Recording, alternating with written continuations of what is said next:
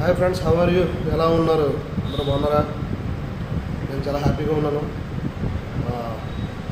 మనం అంతకుముందు మాట్లాడుకున్నట్టుగా చాలా మట్టుకు నేను రీచ్ అవుతున్నానని చెప్పాను. స్టిల్ ఫైటింగ్ నా ప్రాబ్లమ్స్ తోటి. ఇంకా నేనైతే ఇంకా బ్యాక్ రాలేదు. బట్ ఎనలేని ఆత్మవిశ్వాసంతో ముందుకు వెళ్తున్నాను. దానికి మెయిన్ రీజన్ ఒకటే, స్వామి వివేకానంద.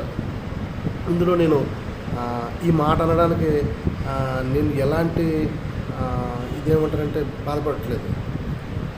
నేను మీకు చాలాసార్లు చెప్పాను, స్వామి వివేకానంద అనే వ్యక్తి కులానికి మతానికి అంటగట్టద్దు.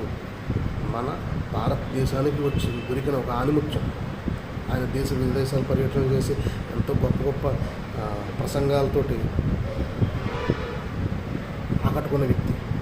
అలాగే మన జీవిత విధానం ఎంతో అద్భుతంగా ఉండాలని, యువకులు ఎలా పనిచేయాలని, అఖండ భారతదేశం ఎలా అభివృద్ధి చెందాలని, ప్రపంచం అంతా కూడా ఎంత సంతోషంగా ఉండాలని ఎంతో మంచి మాటలు చెప్పారు. సో దాని ప్రకారం నేను నడుచుకున్నాను అంతే. కాబట్టి ప్రతి ఒక్కళ్ళు ఫాలో అవ్వచ్చు, నో ప్రాబ్లం. ఇది నో ప్రమోట్. నేను హిందువుని, బట్ నేను క్రిస్టియన్ అయినా ముస్లిం అయినా సరే ఆయన ఐడియాలజీ నచ్చింది నాకు. సో మనకు నచ్చింది ఐడియాలజీని బట్టి మనం అతను ఫాలో అవడంలో మనకు మంచి జరుగుతుంది తప్ప చెడు జరగదు. సో ఫ్రెండ్స్, ఆయన పుస్తకాలు చదవండి.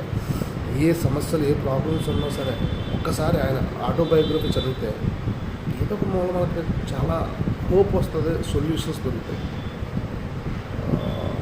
ఖచ్చితంగా నేను ఇది నా ప్రాబ్లమ్స్ రీచ్ అయిన తర్వాత, కంప్లీట్ చేసిన తర్వాత నేను ఖచ్చితంగా ఆయన గురించి మంచి వీడియో అయితే తీస్తాను. అలాగే ప్రతి ఒక్కరికి నాకు జరిగిన అనుభవాలు, నేను నేర్చుకున్న పాఠాలు అన్ని పాయింట్ టు పాయింట్ అన్ని వివరంగా మీ అందరికీ చెప్పడానికి సిద్ధంగా ఉన్నాను. Let's wait and see after Ugadi.